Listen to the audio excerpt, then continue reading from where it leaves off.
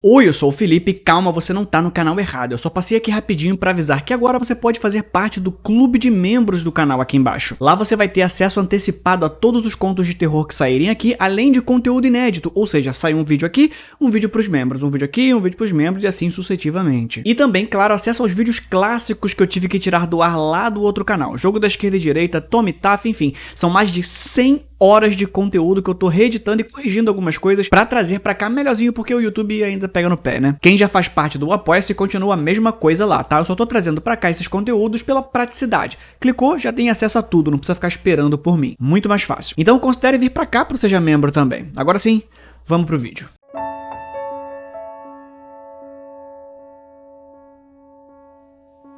O anúncio oferecia 5 mil e dizia que a atividade desejada poderia ser concluída em 1 hora. Afirmava de forma bastante redundante que não era algo sexual. Insistia que tudo que a testemunha precisaria fazer era sentar em uma cadeira e olhar para frente. Os únicos outros detalhes expressos eram que você não podia se mover durante a experiência, nem podia falar. Essa incapacidade sendo por uma autocontenção solicitada, não por um meio de prevenção física. Sendo um estudante universitário abismalmente falido e tendo um amigo com quem eu poderia contar para me salvar se algo estranho acontecesse, respondi ao anúncio apenas alguns minutos depois de encontrá-lo. A pessoa que havia publicado o anúncio havia fornecido um número de telefone para o qual liguei. Enviar uma mensagem de texto resultou em ser informado de que era um telefone fixo. A pessoa atendeu e discutimos brevemente o local onde a interação seria realizada e confirmei a quantia de dinheiro a ser paga. Como seu anúncio, ele repetidamente me lembrou que não era de forma alguma uma atividade sexual. Aparentemente, ele tinha recebido muitas respostas ao anúncio de pessoas com esse preconceito em particular. Meu amigo tirou o dia de folga do trabalho. Insistiu, apesar dos meus protestos, que poderíamos esperar até o dia seguinte, quando ele estivesse de folga, e dirigimos até o local combinado. Era uma casa em um bairro suburbano, o que era um tanto reconfortante. Se o homem fosse um assassino com um machado, havia uma chance de meus gritos de terror serem ouvidos por algumas pessoas. Brinquei alto sobre isso, mas meu amigo não achou graça. O anúncio especificava e o homem reiterava que eu deveria estar sozinho ao entrar na casa. Então pedi para o meu amigo ficar no carro. Estando igualmente falido, ofereci a ele 500 do pagamento por sua ajuda, um incentivo desnecessário, palavras dele, para não me deixar se o homem se mostrasse realmente louco. Saí do carro e atravessei o gramado que, diferentemente dos de outras casas, não tinha sido cuidado. A grama estava alta, ervas daninhas ameaçavam romper o concreto da entrada de veículos e da calçada. O homem parecia bem velho ao telefone, então atribuí a propriedade mal conservada à incapacidade de desempenhar as funções, em vez de alguma indicação de insanidade.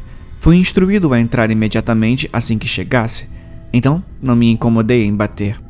A porta destrancada dava para um saguão, e conectado a ele havia um corredor que levava a uma cozinha. O corredor tinha uma única porta, que presumi que levasse a um armário ou a um porão. À esquerda da cozinha havia uma sala espaçosa, desprovida de mobília, exceto por 2 cadeiras dobráveis de aço e uma mesa de jantar igualmente dobrável. O saguão, o corredor e a cozinha estavam em estados semelhantes de desolação e não vale a pena comentar além disso. Sentado em uma das cadeiras, na sala principal, estava um homem, que eu soube imediatamente ser o negociante do anúncio. Havia uma certa familiaridade nele, um daqueles momentos em que uma voz é um reflexo quase assustador da pessoa de quem ela saiu. Ele assentiu e acenou, mas não falou nada. Eu me aproximei e me sentei na cadeira em frente a ele. À minha esquerda, na mesa de jantar, havia uma caixa. O topo da caixa era transparente, através da qual uma pilha organizada de dinheiro podia ser vista. A base da caixa era preta, com um cronômetro na parte frontal e um mecanismo de fecho que selava a parte superior na parte inferior. É um dispositivo de liberação por tempo. Agora que você está aqui, eu vou ligá-lo. Ele o fez imediatamente. E depois de 1 hora a partir deste ponto, a caixa será aberta e você estará livre para receber o seu pagamento. Você não precisa dizer nada quando chegar a hora e pode partir. como uma pessoa um pouco mais rica. Agora, tudo o que você deve fazer é olhar para mim. Você pode, é claro, piscar, mas, por favor, não fale nem desvie o olhar. É muito importante que você fique em silêncio e parado. E assim, a sessão de encarar começou. Era esperado que fosse estranho nos primeiros minutos. Ele olhou de volta para mim, mas, depois de um tempo, a estranheza das circunstâncias tornou-se monótona, e eu me acostumei a elas. Seu rosto não era incomum, mas não era exatamente bonito. Fácil de olhar, mas não alguém em quem você necessariamente gostaria de ficar sem incentivo. Ele tinha cerca de 65 anos, cabelos grisalhos e finos, rosto começando a cair, olhos azuis ligeiramente semicerrados, a acuidade visual sem dúvida diminuindo. Apesar de suas afirmações incessantes em contrário, não pude deixar de pensar que ele extraía alguma diversão sexual abstrata disso. Algum tipo dessa coisa de olhar nos olhos do seu amante, sei lá. Mas apesar da experiência incrivelmente desconfortável daquela hora, que logo será descrita, ele em nenhum momento exibiu qualquer comportamento que sugerisse excitação. Cerca de 10 minutos depois, a estranheza da experiência foi dobrada. Debaixo, e depois bem atrás de mim, ouvi um clamor mutável, como se um grupo de pessoas tivesse subido as escadas do porão e se reunido bem em frente à cozinha, conversando animadamente. Eu ia me virar. O anúncio não mencionava a presença de outras pessoas, mas os olhos do homem pareciam quase implorar para que eu permanecesse focado nele. Ele não disse uma palavra, no entanto. Resistindo ao instinto, mantive meu olhar fixo nele e escutei o barulho da multidão atrás de mim. O estranho era que, embora eu pudesse ouvi-los falando e até mesmo diferenciar mentalmente entre os falantes, não conseguia entender uma única palavra do que era falado. Eles já tinham se mudado para a cozinha a essa altura, mas nenhuma das palavras era inteligível para mim. E, ainda mais estranho, era que era óbvio que estavam falando o meu idioma. Eu conseguia reconhecer a nuance e a estrutura da língua. Os olhos do homem não transmitiam nada além da insistência tácita de que eu mantivesse os meus nele. Minha incapacidade de reconhecer as palavras, que eram claramente em português, me incomodava muito. E comecei a dizer palavras na minha cabeça para me certificar de que não havia esquecido o idioma de alguma forma. Não consegui verificar exatamente quanto tempo havia passado. O cronômetro estava muito longe da minha visão periférica, mas cerca de 40 minutos depois da experiência, as vozes estavam bem atrás de mim, na sala principal. Havia talvez 12 vozes distintas, todas tagarelando, rindo e falando uma variação irreconhecível de uma língua que eu falava há quase 2 décadas. Mulheres, homens e crianças conversavam logo atrás de mim. Nenhuma delas, nem por um momento, era compreensível. Eu estava apavorado. A aparência delas e a migração do porão para bem atrás de mim eram estranhas, sim, mas a possibilidade de que algo estivesse errado comigo, que eu pudesse ter tido algum tipo de derrame ou deslize neurológico, era muito pior. Meus olhos permaneceram no homem, mas a minha mente recuou momentaneamente, repassando essas possibilidades sombrias. Ao retornar meu foco para o homem, vi que ele estava chorando. Inaudível, é claro, mas as lágrimas estavam lá. Os lábios tremendo levemente. O instinto quase me compeliu a perguntar o que havia de errado, mas me contive. Tanto pelo bem da experiência, quanto por um novo medo de que falar de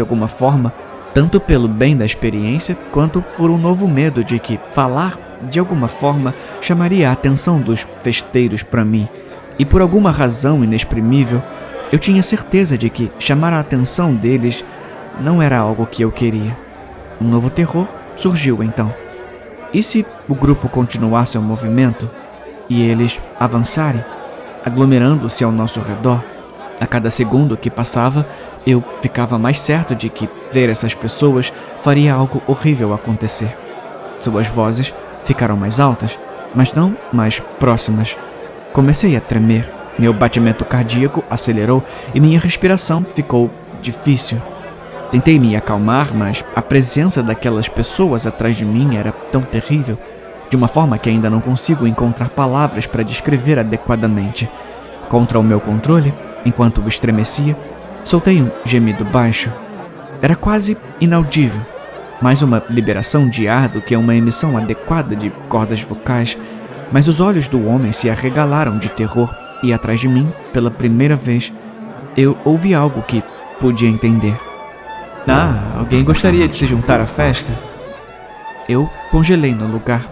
Até meu coração pareceu acalmar seu movimento. O barulho atrás de mim ainda continuou, mas com consideravelmente menos pessoas causando isso. A atenção de vários membros aparentemente foi atraída da conversa. Atraídos para mim. Fiquei como uma estátua, sem nem me permitir piscar. Os olhos do homem permaneceram arregalados, mas ele parou de chorar. Ele olhou para mim com o que só posso descrever como terror irracional. Apesar da minha crença anterior de que ver essas pessoas causaria algum evento horrível, tentei ver em seus olhos até mesmo um reflexo fraco da cena atrás de mim, mas nada foi refletido, nem mesmo meus pensamentos. Eu poderia jurar que houve um pedido para entrar na festa. Uma voz de mulher. Acha que era um dos amigos do querido e velho papai? Uma voz de homem agora. Ah, aquele velho idiota não conseguiria manter um amigo nem se sua vida dependesse disso. Ah, vocês dois certamente cuidaram disso. Uma terceira voz, outro homem, um coro de risadas desconcertantes irrompeu. Ah, bem, então vamos voltar para baixo? Os outros, que não tinham falado, pareceram responder em concordância, embora eu não conseguisse entendê-los. Tão gradualmente quanto vieram, as vozes foram embora, retornando para o andar de baixo e, eventualmente, desaparecendo até o inaudível. Poucos minutos depois, o cronômetro ao nosso lado disparou, indicando que a hora havia passado. O homem quase desmaiou naquele momento, afundando-se no assento e respirando com dificuldade. Fui ajudá-lo, mas ele levantou a mão, me dispensando. Antes que eu pudesse dizer qualquer coisa, ele gritou: "Ah, obrigado." E repetiu a mesma coisa várias vezes entre as respirações. Ele começou a chorar novamente, embora essas lágrimas parecessem ser de alívio, ou talvez até de alegria. Depois de alguns momentos disso, ele se recuperou e se sentou ereto na cadeira. Ele gesticulou para a caixa e disse: "O dinheiro é seu. Você tá livre para ir. Obrigado, sinceramente, por me acompanhar durante esse tempo. Por me notar. Por favor, pega o dinheiro e saia desse lugar. Eu mesmo vou sair em breve." Apesar da experiência totalmente bizarra, eu não queria fazer perguntas. Aquela horda migratória de gente falando me assustou pra caramba, e eu não queria ficar na casa mais do que o necessário. Peguei e guardei o dinheiro no bolso, sem me preocupar em contá-lo, e fui embora, acenando para trás enquanto saía. Saí o mais rápido e silenciosamente possível. Fechei a porta, aliviado por não ter ouvido passos apressados subindo as escadas. Meu amigo ainda estava estacionado do lado de fora, bem onde o deixei. Entrei no carro e soltei o suspiro mais pesado da minha vida. Acho que ele não apareceu, hein? Eu não tô surpreso, ninguém dá 5.000 de graça assim. Do que você tá falando? Eu tirei o dinheiro do bolso e mostrei a ele. Ele olhou para o dinheiro, depois para mim com uma expressão de incredulidade. Mas você só ficou lá por 5 minutos. Você roubou isso de lá?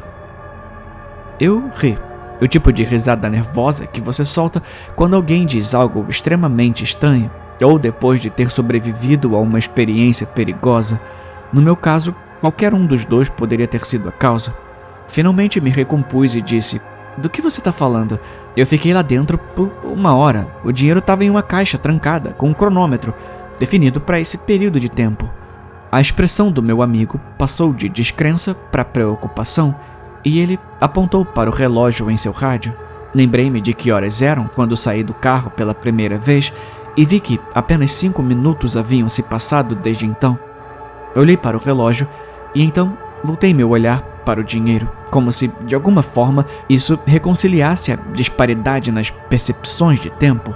"O que exatamente aconteceu lá dentro?" Ele perguntou isso suavemente, o que me fez sentir ainda pior.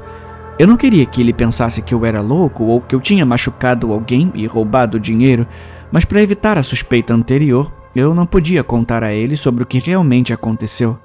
Olhei ao redor, primeiro para casa e o resto da vizinhança, mas não vi excesso de carros que justificassem a presença das pessoas. Além disso, era meio-dia de uma terça-feira, não exatamente as circunstâncias ideais para uma festa. Olha, por favor, só dirige. Eu queria sair de perto da casa, não até você me contar o que aconteceu. Mais firme, mas ainda não confrontador. Eu levei um momento para considerar minhas opções, então contei a ele uma versão da verdade que não me fazia parecer louco. Não mencionei nada sobre a multidão de pessoas, mas contei a ele sobre a experiência com o homem e disse que deve ter parecido mais longo do que realmente foi, ou que talvez ele tivesse ajustado o cronômetro errado. Meu amigo ouviu em silêncio e, quando terminei, ele segurou o silêncio por um momento, olhando para casa pela minha janela. Achei que ele aceitaria minha resposta, mas, sem dizer nada, ele saiu do carro. Antes que eu pudesse impedi-lo, ele correu pelo gramado e entrou na casa. Eu deveria ter entrado com ele, mas meus nervos me impediram de entrar novamente. Ele voltou alguns minutos depois, entrando silenciosamente e ligando o carro. E aí? Eu disse. Tá vazio. Tá completamente vazio. Não tem ninguém lá dentro, não tem nenhum único móvel. Ele se afastou do meio-fio e começou a dirigir pela rua. Eu não sabia o que dizer, então não disse nada, e ele me deixou na minha casa sem dizer mais nada também. Não sei o que aconteceu comigo naquela casa, mas o dinheiro é real o suficiente. Já usei um pouco para comprar comida. Meu amigo não quis nada. Eu posso entender isso, eu acho. Não sei no que ele acredita, nem sei no que eu acredito, mas espero que ele não pense que eu fiz algo terrível. Talvez ele pense que eu inventei tudo, embora não houvesse nenhuma maneira de eu ter conseguido juntar 5.000. Certamente não para uma brincadeira. Independentemente da verdade, o dinheiro é real. E por isso, eu sou grato.